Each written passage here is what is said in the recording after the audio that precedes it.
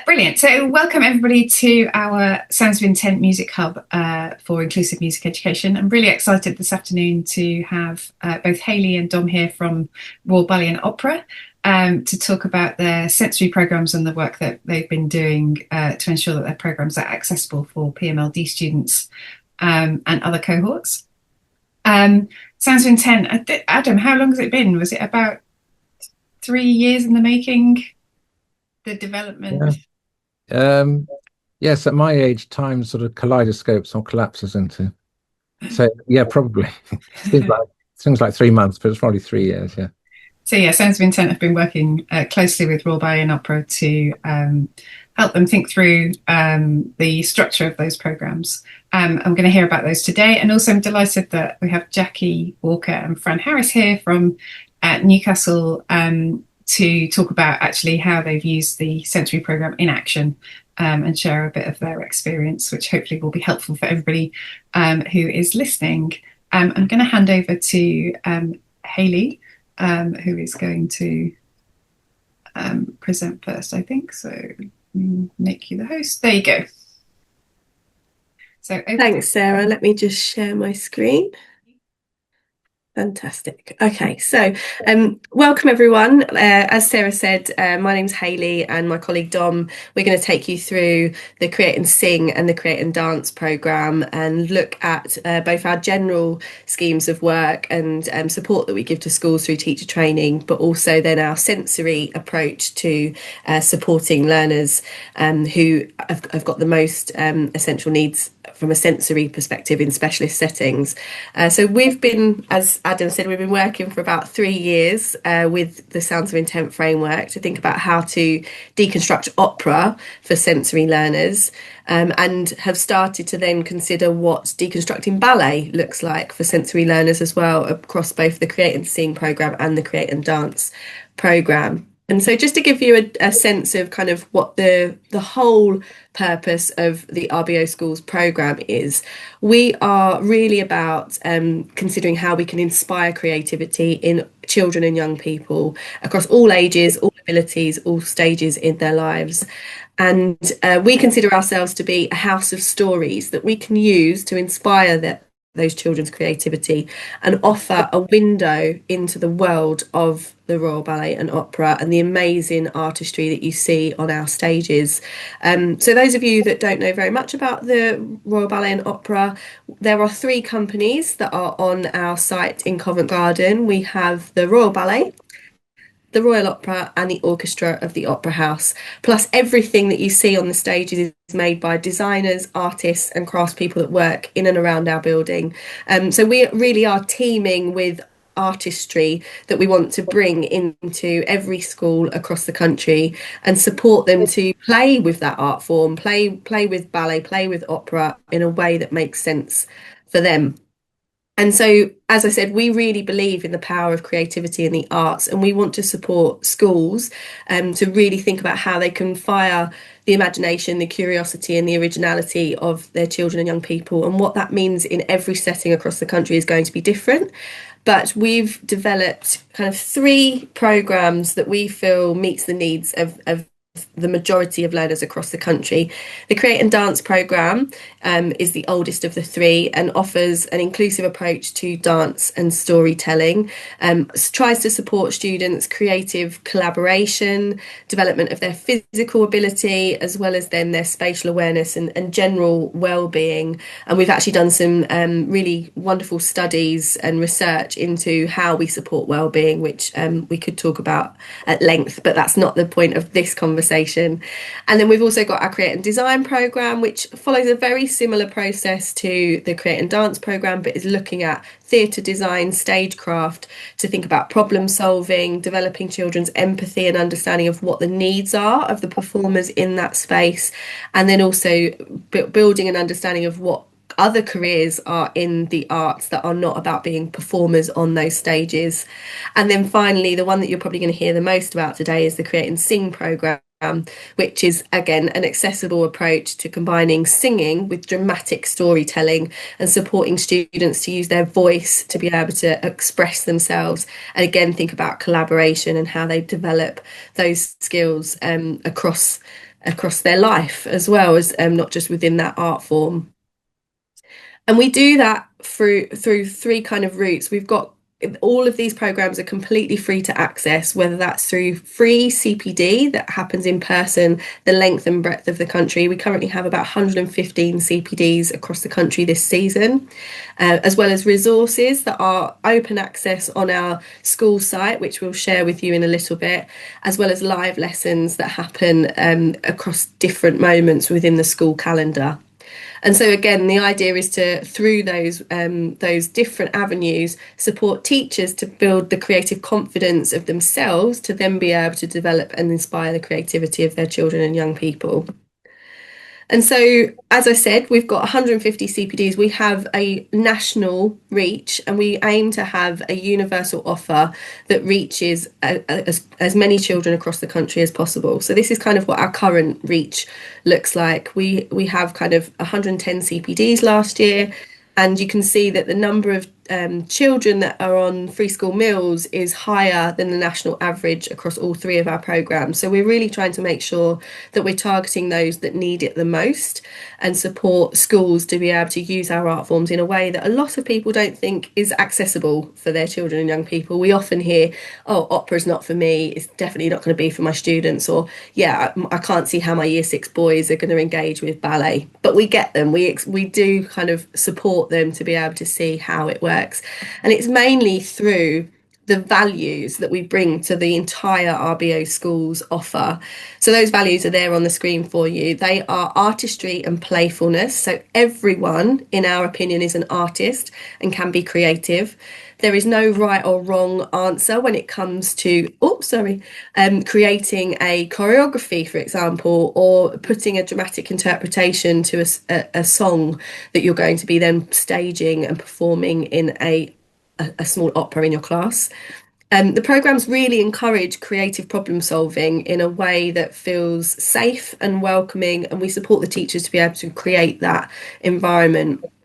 But we also really want to make sure that really a creative space has to be an inclusive space. We have to offer a chance for those students to take ownership of the process and create an environment where we can cater to a variety of learning styles and needs. So our general pedagogy and program really is as inclusive as possible. I'm going to talk about how we then do something exclusively for sensory learners, but the majority of the work is open and accessible to all. And then finally, we really value the importance of collaboration, whether that's the collaboration between the artists and the teachers on a training day, or whether that's the teacher and student relationship when they take this work back into school. It really is a level playing field. There are no experts in any of the spaces that we work in. It's really about what everyone contributes to that process and how they make sure that everyone feels that they've contributed in a meaningful way. And so really what we're getting at here is that we see ballet and opera as multi-sensory art forms that can be accessible to children and young people, regardless of preconceptions about what ballet and opera is, or whether that's preconceptions about the learners that are involved. And so we've gone on a process over the last 3 years where we've really thought about how can our general offer that's available and accessible to all really be as inclusive as possible by supporting those learners that have sensory needs as well. So when I'm talking about sensory learners, I'm thinking more PMLD learners in kind of traditional language, through to SLD, MLD learners. So they're often in specialist settings where we're considering how we can exclusively create an environment that works for those learners. But as you'll see as we go through this process, our pedagogy that runs across our general offer and our sensory offer is one and the same, and is part of the continuum of offers, so that everyone can find something that works for them along that kind of sliding scale of opportunity. So I'm going to pass over to Dom to talk about Create and Sing more broadly, and give you a flavour of what that pedagogy looks like, to then delve into what that looks like from a sensory perspective. Dom. Thank you, Hayley. So the Create and Sing programme, as Hayley said, is defining opera as dramatic storytelling through song. And we think that opera is a relevant art form for any child, or indeed anyone, because of its rich sensory and rich dramatic capabilities. And what we're aiming to do for the program is to develop teacher confidence in leading singing in the classroom. It's something that we find is an area of a lack of confidence in the singers that we come across, even if they're music leads in their respective schools. Then it's about taking the songs and staging them using what we call our building blocks. And it's inspiring and embedding creativity. So this is a process in which the student is empowered to make creative decisions about how they stage the song. And it can be set in any kind of fantastical environment. But the idea is that the students themselves are the creative agents throughout the process and upholding our values of artistry and playfulness, inclusivity, and collaboration. As you can see, in our last season, we reached quite a lot of schools, so over 50,000 pupils. And it's actually likely that was far more, because we're not counting in that data the individual teachers and their classes. So it's got an extensive national reach. And a lot of our programs are working in partnership. So we have a lot of music services and music hubs that we're working with, particularly to recruit teachers to our CPD, and then we run these events for our operas. Next slide, please. So we have 3 operas that we've adapted as part of the Create and Sing program. They are The Magic Flute, which is our most recent one, Hansel and Gretel, and Carmen. And the idea is that we have taken 6 songs from each of those operas or arias, and we've adapted them for young voices. Generally, that's for a Key Stage 1 to Key Stage 2 audience of learners. And over the course of a 5-lesson module, they will learn 2 songs and piece that together with different storytelling as well. And we currently are also expanding our scope into the Key Stage 3 area into secondary schools, and that's happening through our Carmen resource. And then last but not least, we have our Magic Flute sensory resource, which was launched last year with as a result of lots of testing and work with Sounds of Intent, and I think other people here as well. I think DL worked on that. And I've been running this program for just over a year, so I've inherited all this work, and now we're taking it even further in some of the thinking that we have. So next slide. I mentioned these building blocks, and building blocks for us is a way of asking questions about how we might portray a character or indeed tell a story. And we can do that through our movement, we can do that through our singing, we can do that through some of the dramatic decisions that we make. It's a questioning apparatus that can be applied to any kind of opera activity. So you might start with the idea that you're staging Papageno's aria for the Magic Flute, and you're trying to understand what it means to be this character Papageno, who's a bird catcher. So the idea is that the students themselves will consider what they would want to do in terms of staging their song. How are they going to use their bodies to tell that story? How are they going to convey the motivation of that character? What is going to be their quality of their movement? Is it going to be moving lightly through the space? Are they going to be moving in a direct or indirect way? How are they going to show that story on stage? How are they going to space it? Particularly if there's just one character being portrayed, how are you going to tell a coherent story in which there might be other elements within the world, like birds, for example? And then just next slide. We do this through a process, and each of the stages of this process have a particular function. So any learning session will start with a prepare activity, which are vocal or dramatic warm-ups, which are always sitting within the kind of dramatic world of the opera. So it might be that we have a character roll call in which we learn motifs from each character, and we align that with a certain gesture. Then we have the explore section, which is our first encounter with the song. So that might be stepping firstly into what that character might be and exploring the building blocks for how you might test out different ideas. And it's also our first encounter with the music, so getting the children to observe and make comments about the use of musical elements in there. Then we have the learn section, which is where we learn how to sing the song with healthy technique and also trying to keep that understanding of character through that. So understanding what that means. If we understand the text, if we understand who our character is, does that mean that we have to sing the song with a certain quality? And then the create section is where we stage the song and we use the building blocks to fully tell the story. Finally, we have our share and celebrate, which is where we encourage either within a school or within one of our events across the country, the children to perform, and then there to be a process of celebration and even reflection on what they've done and how they've applied their creativity. Amazing, thanks, Dom. And just to say that is pretty much exactly the same process on the create and dance side of things. So with create and dance, obviously, rather than dramatic storytelling, we're thinking about using dance to portray that storytelling. So not using the voice. Sorry, I said dramatic storytelling. I meant dramatic singing to portray that story. We're using dance and movement and considering how we can support that storytelling just with our bodies rather than our voices.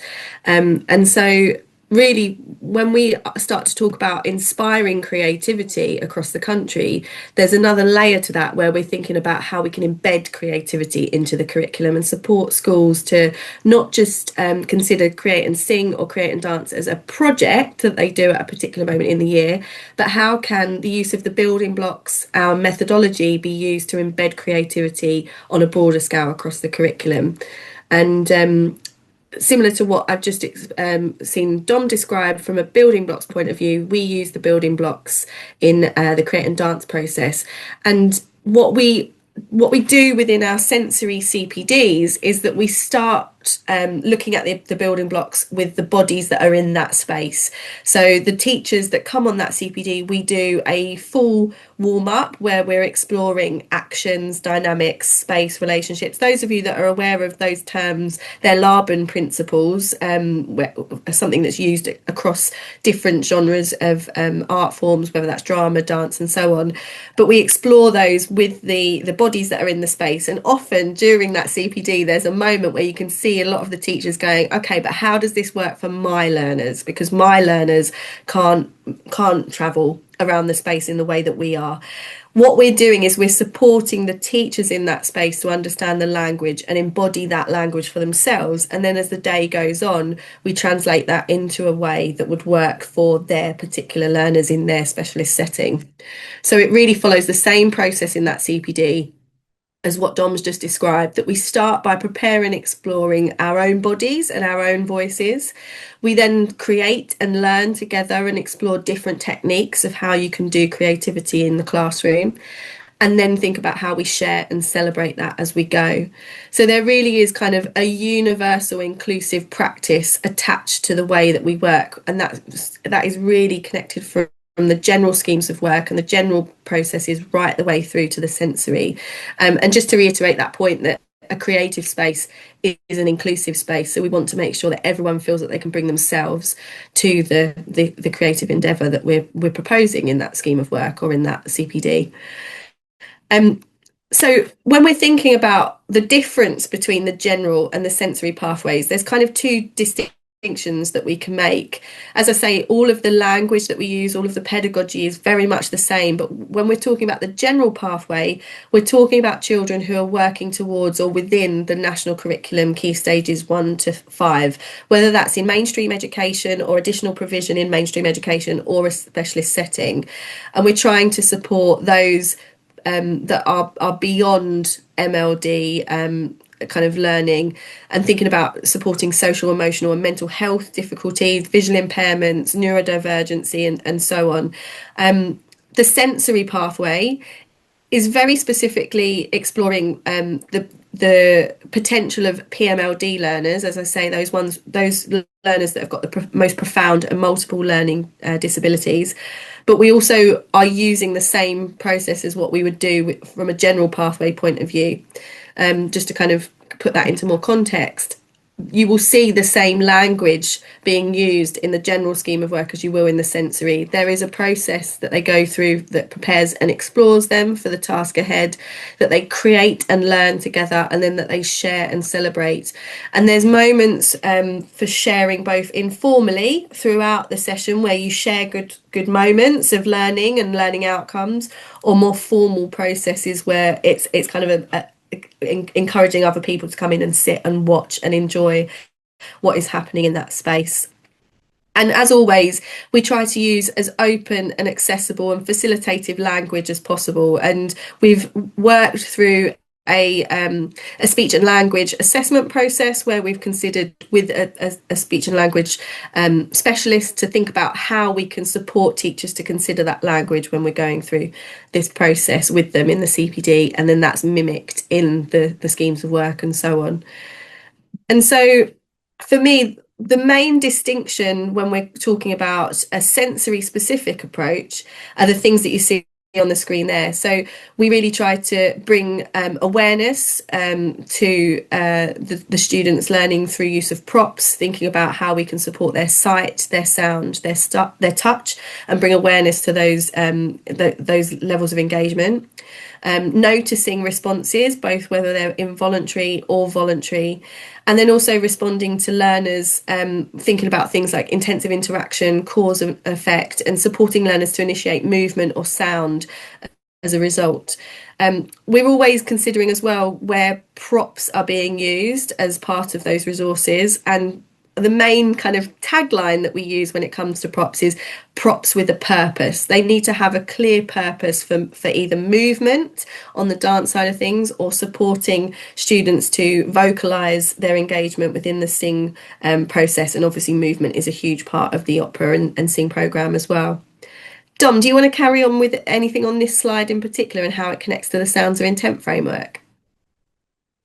Yeah, so just to pick up on one of those points about supporting learners to initiate sound. So we recognise that when we're working with PMLD students, there's maybe not an understanding and knowing that it is sound that is being produced or that they are making music, but we're interpreting this as ways of knowing, ways of participating within the immersive world of opera or indeed ballet. So obviously from a sing perspective, we're dealing with learners who may not who are very likely to be non-verbal, who are not going to be singing parts of the songs from our general resource. So we're supporting any kind of sound production. It might be that production would happen through vocalizing from the student, or it might be that there are other instruments in the environment. You have your switches, other percussive instruments, but anything that can be part of that involvement within the world of the opera. And it might be that that's through sound production, or indeed it might be through movement and repeated demonstration of an involvement in that world. I'll just talk now a little bit about our resource now in depth. So with the Magic Flute, we have adapted 3 of the existing songs from our general resource into a resource that is suitable for PMLD settings. And the whole idea of that is that we are trying to develop the students in their response musically. And we've mapped or deconstructed each of these 3 songs using the Sounds of Intent framework. There is suggestions for sound makers, suggestions for pattern makers, suggestions for motif makers, and indeed for music makers. So while it may be the case that in a PMLD class that you're mostly having demonstration of sound makers and pattern makers, We do also have evidence of this being used across specialist school settings, and it is adaptable to any class within that setting. I mentioned how we've adapted some of our resources for the process for this, and we always with the prepare would recommend some kind of hello song that sits within the repertoire, and also just any kind of repeated activity that's going to be used, maybe intensive interaction that associates known sounds or known movements with characters or props. For the explore, this is where in our general resource, it's always the first encounter with the sound or with the song itself, and it's no different here.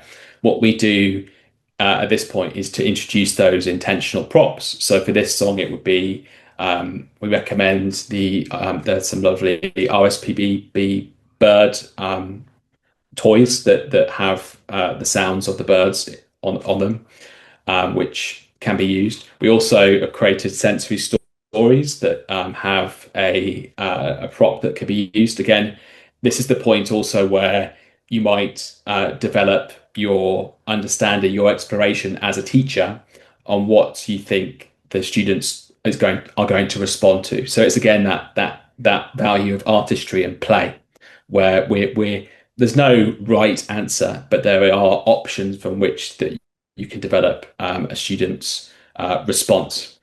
If we go to the next slide, I mentioned how we've deconstructed the songs so that there are different sounds of intent, levels of engagement. So this would be an example here of ideas for sound makers, and you can see that there's a mixture of music tech here, such as the use of the microphone, the use of the switches.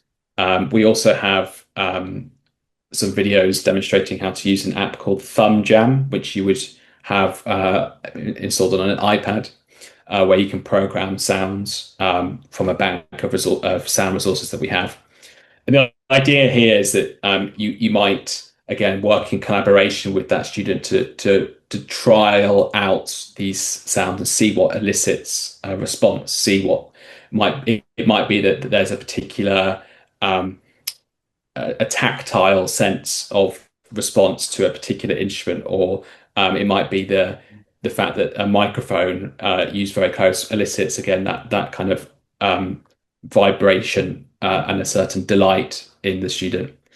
If we go to the next slide, this is again an example where you might see motif makers. So this uses Papageno's Doobie Doobie Doo as the motif. And it might be, again, that you have tune percussion in the class for using that, or indeed, again, you can program this on as a motif on the iPad and use that there. You'll see, again, that a lot of the rhythms have motifs from the song as well. So again, there's that sense of it not just being a musical contribution, it's always centered within a dramatic contribution. We're always participating in that storytelling. And then after this, we have the share moment, which I'll show you. Oh, it's not that. Just go back one slide. Yeah.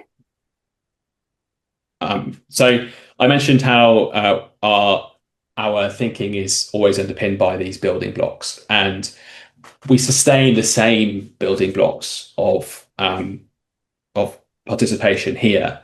But the main difference is that this is curated by the teacher and led by the learner. So we, as a teacher or as a teaching assistant within that classroom, you are part of the storytelling yourself. You are also a participant in that wonderful world. So it may be that action can only occur through your support. It might be that there are different ways over time that you know that there's a certain body part in the student that elicits a response. I've seen it where you would have a student where there's movement in their left foot as a response of a certain kind of musical or a musical sound stimulus. So again, it's very much here there being an atmosphere of experimentation where over time, and we recommend that these are packaged as lesson resources, but really, as you'll know, it takes lots of repeat exposure over a course of several weeks to really see that development and see that repetition of response. And again, just the next slide. We also have thought quite extensively about what a sharing moment might look like. And I know there are other people here, Jackie and Fran, who have experienced that as an event. But here you'll see that there's a structure to the song where you can have particular moments within it for each level of musical engagement on the Sounds of Intent framework. So you have a sound maker soundscape, you have a pattern maker soundscape. And we've seen it where there are these events where we combine lots of children in one space and they all participate in that operatic world. And we will also have some of our create and sing artists who will sing to augment that. Again, I think there's always this atmosphere of play here, and we're not looking for there to be a set response. We recognize that it's going to be different for each setting, and all of these resources are aimed at stimulating response, rather than we're not expecting them to sing the song, but we're expecting that these children and indeed the teachers will find immense benefit in taking part in the full immersive tapestry of what opera can be. I think that's everything. Yeah, lovely, Dom. Thank you. And I think some of the key things that you said there around the building blocks are curated by the teacher but led by the learner is exactly what's happening on both the create and sing side and on the create and dance side. That really is the kind of fundamental principle that holds all of it together, and that sense of play is really important. So rather than, obviously, as Dom's just given you such a wonderful explanation of the sing process, rather than go through exactly the same thing from a dance, I just wanted to share this short video with you just to give you a sense of what this actually looks like in a specialist setting.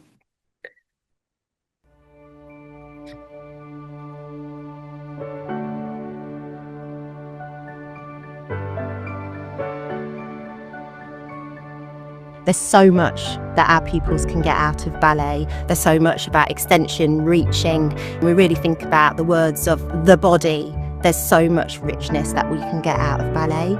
I think with our pupils with disabilities, there's a lot of preconceptions about what they can and can't do. However, I've been able to see through the scheme of work that actually ballet is something that our pupils can do. We've got the point shoes, the hats and the tap shoes, and it's quite nice because they're all relevant to different aspects of the story, but it also brings the ballet to my pupils because a lot of them can't go out and experience this, so it's quite important for us to bring the ballet to them. Children's creativity is limitless. You've got to trust in the foundations of their session plans and actually also make it your own as well. Dance is transformative. And so if we provide the building blocks for our teachers to have professional development, if we provide the building blocks for pupils to explore, be exposed to, then they're going to soar. We're passionate about our pupils' progression, but in order for that to happen, it's really important that our staff and our staff teams understand what exactly they are asking. So with the specialist subjects such as dance, there really needs to be that layered understanding of the fundamentals of dance, such as dynamics, space, relationships, actions. And without that understanding, it is so hard to know exactly what you're asking the pupil to do. So for us, it's really transformed and shaped our thinking so that we use a prop with a purpose, that we use language with purpose. So is it a reach of the arm, and why are we doing that? Is it a lean? Is it a press? Is it an expand? Is it a contract? What exactly are we asking? The session allows the students to have complete power and control over their minds and bodies to explore movement. The students have absolutely loved it. I've definitely seen progression over the weeks. From start to finish, their anticipation of what's coming next, just their engagement levels has been really amazing. There's even been times where I can see moments that they're working on targets, so it could definitely be filtered into like your curriculums, whatever you're working on with your PMLD students. Some of our students have had amazing wow movements just with their eye gaze, and they've had full control and ownership over that dance. Essentially, they've been dancing in their own ways. So I've really enjoyed being able to use the scheme of work and adapting it so that it's appropriate for our children. I've really enjoyed seeing the different successes that we might not have necessarily seen within the classroom. It is all there in the plans. It's really clearly structured. The building blocks of dance has provided our supporting staff with the knowledge and understanding of the fundamentals of dance, which in turn has enabled them to shape their language to be meaningful language, be meaningful direction, so the students can progress in their movement and have the most meaningful experience of the scheme of work, session after session after session. And actually, it's limitless.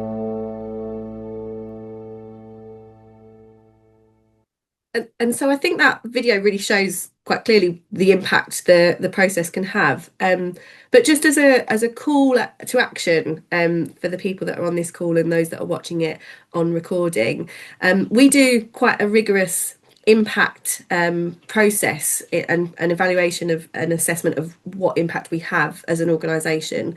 And we have a summary of what that impact looks like. And you can see on the screen there that we know that students develop a deeper appreciation for the arts and find a way to express themselves through working across our create and dancing and design programs. We know that teachers feel more confident and equipped to teach creatively and to teach creativity as a skill.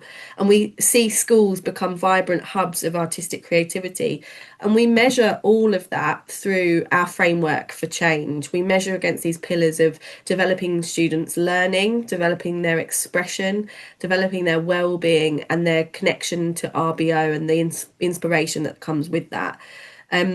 We're really clear on what that looks like from a general process because we've been doing that for about 10 years plus. But from a sensory point of view, obviously these programs have only just been developed and they're really in their infancy in terms of reach across the country. So as a call out, I would really love to work with you and think about how we can measure the impact of these programs in your setting. So please do get in touch. We're going to put our email addresses at the end of this slideshow just to kind of talk about that. But if you're interested in measuring the change that happens within your settings, then please do contact us. And lastly, just as a kind of a second call to action, all of the sensory schemes of work are on our school site, so you can see the address there. It's rbo.org.uk/schools, and you can also find them from our programme pages. So Create and Sing has a programme page and Create and Dance has a programme page, which you can see up the top here where it says our programme. So I'm kind of pointing at it with my cursor, hoping that you can see that. And the aim is that you can find them through the programme pages, but also through the resources. So please do have a look at those. And looking ahead, we have 3 CPD dates that are specific for sensory teachers and their learners. And they are on the 20th of November in Blackpool, the 24th of February in at the Royal Opera House in Covent Garden for dance, and then the 27th of March for our Sing programme, again in Covent Garden. And I'll pop a link in the chat to the website page for that. But obviously, if you go to our school site, you'll see them there as well. And before we sort of go to questions and answer anything that you might have interest in, just want to say thank you, because really you guys on the ground in specialist settings are agents for change and inspire the creativity of children and young people every single day of your careers. There's our email addresses, so please do get in touch with us if you want to know more or you want to work with us to measure the impact of the programmes in your school. And I think that is it from me. Hayley, can I quickly ask you, please, what's the Sing programme on the 27th of March? Is that going to be the Magic Flute again, or have you got a new... 27th of March, it will be the Magic Flute again, yes, and it'll be using that as an example for the pedagogy that underpins it. Thank you. Thank you so much, Hayley and Dom, for that really thorough walkthrough of both your pedagogy and how the programmes work in practice.